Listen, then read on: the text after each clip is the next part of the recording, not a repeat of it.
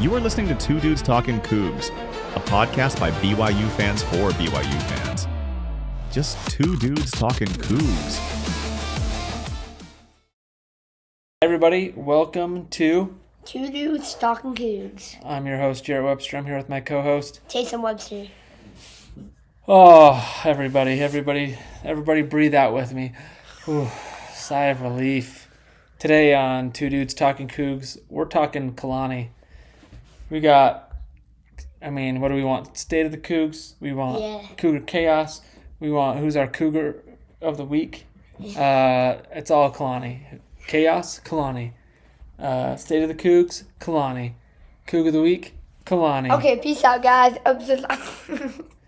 Before we get too far, this episode is brought to you by Blake and Quinn. Blake and Quinn. Check out Blake and Quinn for some amazing BYU gear with no TM on it. Taysom's rocking one. Is this the same one you were rocking last week? Yeah, it's the only one I have. It's the only one he has. Yeah. Well, this was a roller coaster of a weekend. You go from, you think like that first quarter of the football game against UCF seems like 20 years ago. Seriously. That happened. That was only a few days ago. It's Tuesday. Tuesday? Yeah, that was 3 days ago. That's crazy. That didn't start great, and then it ended awesome. That's kind of like how the weekend went. Didn't start great. I woke up Sunday morning and I felt I hadn't slept at all. I kept having nightmares about Kalani leaving BYU. Last night I couldn't sleep. Last night he couldn't sleep. He's having, stress, anxiety about Kalani leaving. But in the end, we got our guy, and Kalani's been the coach like my whole life, right? Kalani's been the coach pretty much his whole life. That is true. So I think some of the thoughts I wanted to share were, it was really cool, and Kalani even mentioned this in his press conference tonight about, his wife called it the love bomb. But it was cool to see that, there was a few here and there, a few strays, but for the most part, even when it looked like he was leaving, he's just one of us, and he's embraced Cougar Nation, and we've embraced him, and I think it's easy because he grew up as one of us. He grew up a Cougar fan. And the Crumble CEO had put out a call for hey, why do you love Kalani? And people were posting on that. And what I had shared was something basically along those lines, that I love Kalani because very few people ever become a head football coach in a Division I school. And so the chances of one of us being there. The chances of being a head football coach in D1 is very low. The chances of being a head coach in D1, coaching your favorite team going up, is very low. Yeah, and he is one of us, and I think that's why we love him. That's why I love him. Is I like his passion, his love for BYU is the same passion and love that I've had, from when I was a wee lad, and the passion and the love that I see Taysom having. So, super happy, super excited. Sounds like we've got him locked in for long term at a price that will keep him here, give him the resources to reward staff and keep staff. Even if people, that's the other thing, is by increasing the budget for staff, even if people do progress and say, hey, I want to take this other job, or I want to grow, and I'm Jay Hill, or I'm Kelly Papinga, and I want to go and see if I can be a head coach somewhere, that's awesome. But the budget that we now have allows us to go and get high-level people to replace them too, that we're not handcuffed and strapped. And not we want to replace them, we love them, but if that does happen, we have the money to replace them. And hopefully it does happen, because that happens when you're successful. This is the reason, why did Penn State want Kalani so bad? Because he's 22-3 at BYU over the last 2 years. When you're successful, people want a piece of that. They want to come and get you, and that's fine. There's a good thing to that. Being able to increase the resources allows us to hopefully A, keep people for longer, and B, replace them a little bit easier with high caliber people as they do move on. Taste, why do you love Kalani? Just because he's just an awesome guy. I watched the cut a bunch. He just like loves his team, loves the players, and Yeah, he just is just a good dude. yeah. Did I share my story about how he talked to me? Was that our cougar tale? Yeah, last week it was. Yes. Yeah. That cougar tale, is ringing very true now, and he just took the time, like he didn't know me from anyone. Like I was a complete stranger, but the first time he saw me, he stopped, talked to me, and didn't seem like he was in a hurry. Like he was just there, and like that genuine nature he's just a good dude. He represents. That's I think another reason we all love him is he represents the school and the team and the program that we all love so well. He represents it the way that we would like hope that it could be represented. So, thanks, Kalani. So the state of the Cougs real good right now. Yeah. Got our guy going to the ship. Had a rough first quarter last week. Finished strong, go on a 41-7 run to end the game. Still ranked number 11, which is a Travis sham mockery, a travesty, a sham and a mockery, a Travis sham mockery. Yeah. Man, if you ask me, we should be ranked no lower than 7th. I think that our resume in a power conference says that. I think our one loss to the number 4 team in the nation says that. But it is what it is now, and I mean we are where we thought we would be. Yeah. What do we got to do this weekend, Tace? We just gotta win. So, basketball also great week. Last week we'll mention that briefly, and then let's talk mostly football. Taste. Let's go back for a second, talk basketball, and then we'll jump into some keys to victory for football. Okay. What'd you think about? We watched one game, we listened to the other one because we were driving up from Thanksgiving, St. George, so that we could go to the football game. What'd you think? I think our team needs to do better in the first half. Like, our team is a second half team, but maybe we could be a 2-half team. Let's try that. Yeah, maybe we could be a 2-half team. We should try that. We should try that sometimes. Yeah. But, but Richie Saunders? Yeah, Richie Saunders. Good at basketball? Yeah, he's good at basketball. We were saying early in the year, do we have to be worried about Richie Saunders? And I think not. I think not. Oh, man, that guy's good.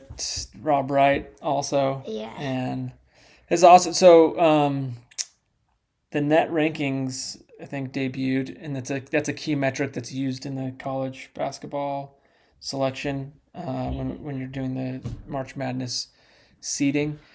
And I think last year the highest we ever got was 26th, and it's primarily because of our out-of-conference schedule that we played. And this year, we debuted at 13, and again, primarily because we've played a tougher schedule.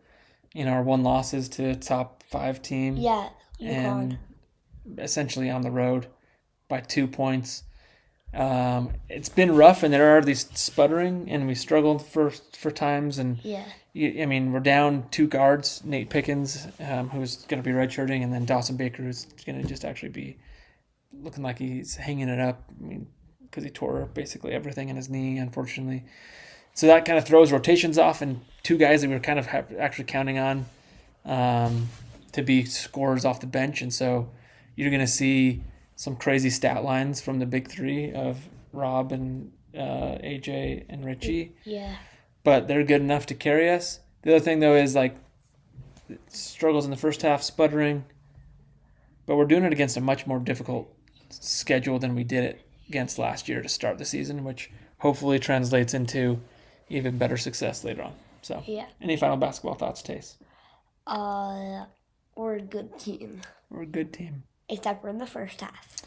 All right, Tace. Keys to victory for the championship game. I think just that's hard. I'd say our defense needs to play like they did at Texas Tech, except we're but also our offense needs to play good, because that was good points. That was just bad. So I think like offense needs to do way better than they did against Texas Tech earlier. But I think defense just needs to like they just need to play defense. So, yes, that's true. I would say our defense, the one thing, we did give up a couple big plays.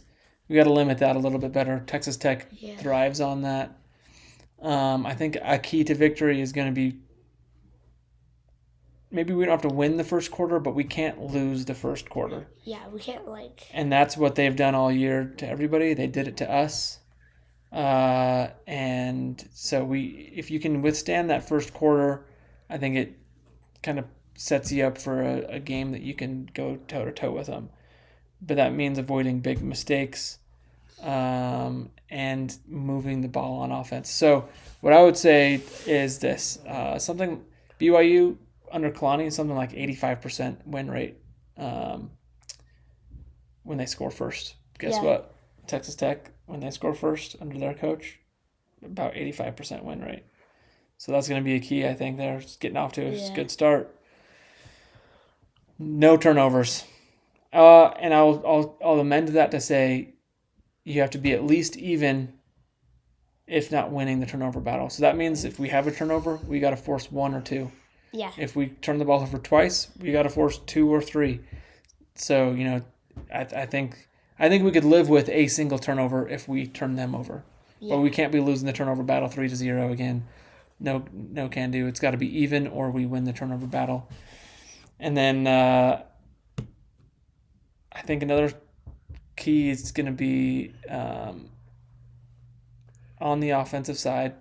Can we move the ball with some quick passes? Yeah. Limiting max protect. Do it sometimes, occasionally, but limiting the max protect, getting people out in routes, and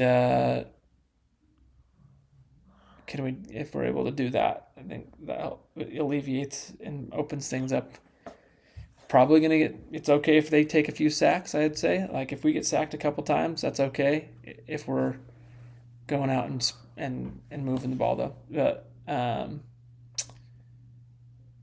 beyond that, I don't know. I think we're gonna have to play a really good game. Texas Tech is a really solid team. There's not really any weaknesses that they have, and so you just have to go and play a really clean, solid game, limiting turnovers, turning them over, penalty yards. You got to limit that. Special teams really hurt us last game. Mm-hmm. Solid special teams, even if it's just solid, it doesn't have to be great. Just be solid so that you're not losing the field position battle, those kinds of things. What are your thoughts? Anything else? No, not really. Well, Tace, there's our keys to victory. We already said Kalani. Do you have any other Cougs of the week? I'm going to go Parker Kingston. Parker Kingston's a good pick. He had a heck of a game after he'd been sick and throwing up, and with no Chase Roberts. Yeah. He stepped up that game with no Chase Roberts. He had the 55-yard punt return for a touchdown, and then he had I don't even know how many yards it was, but he had a receiving touchdown. And he should have had another one, but he tripped. Yeah. The turf monster got him. So there's some Cougar chaos for you there, too, along with our Kalani situation. Yeah. That play was so excited. From where we're sitting in the stadium, we could totally see it happening. And it's like, he's going to score. The 25-yard line tackled him. All right. Let's do Coug or Cap. Straight up. Taste. Cougar Cap. BYU wins the Big 12 championship. Why do you have to make it so hard?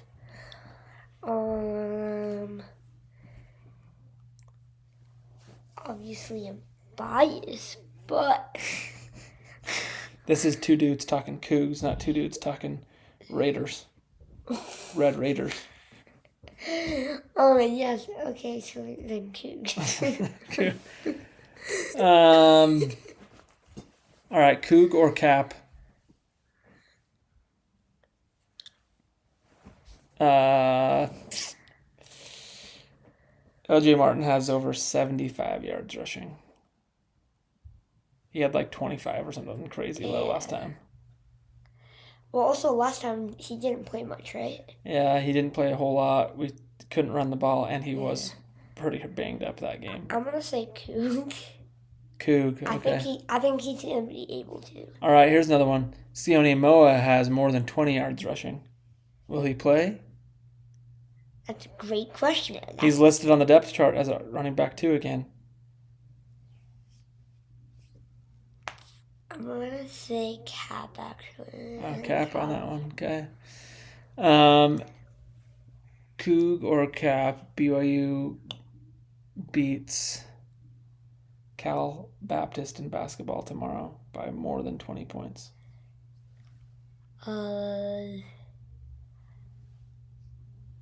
Cap. Cap, okay. All right. Let's talk about this Kalani thing has got me all messed up. So we did State of the Cougs. Yeah. We did Keys 3. We did Cougar of the Week. Yeah. We did Cougar Cap. We did Cougar Chaos. Technically, yeah. Cougar Tail. Cougar Tail. Oh shoot, we had one. What was it? You're supposed to remember. Taste. Remember, I was like, file that away.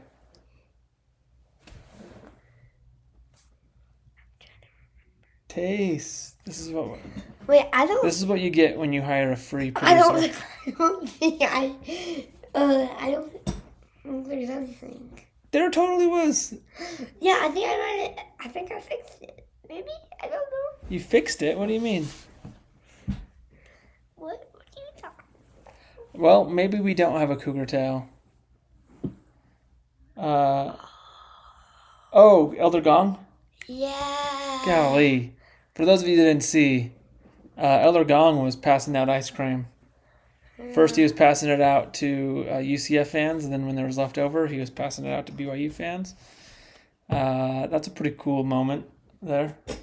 Yeah, I don't know that you go to a BYU game expecting a member of the Quorum of the 12 to hand you ice cream, but some people went home Saturday having had that happen to them. So that's the kind of thing you get at BYU, and that's why it's a cougar tail. All right, let's wrap this thing up here. What a crazy couple days. If you could see the number of times I refreshed my phone on Twitter and other apps, getting information from people and from people that I know that was in the know, kind of keeping me up to date, it would be an embarrassing number. But because he stayed, it's all worth it. Some final things just to share, nothing like too crazy detailed. But from things I've heard, BYU Nation, Cougar Nation is going to be very happy with the deal that's been put into place,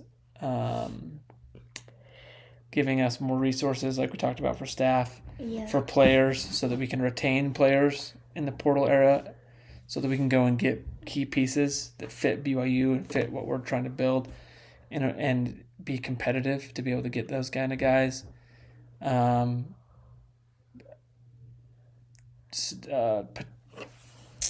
Facility upgrades potentially to stadium.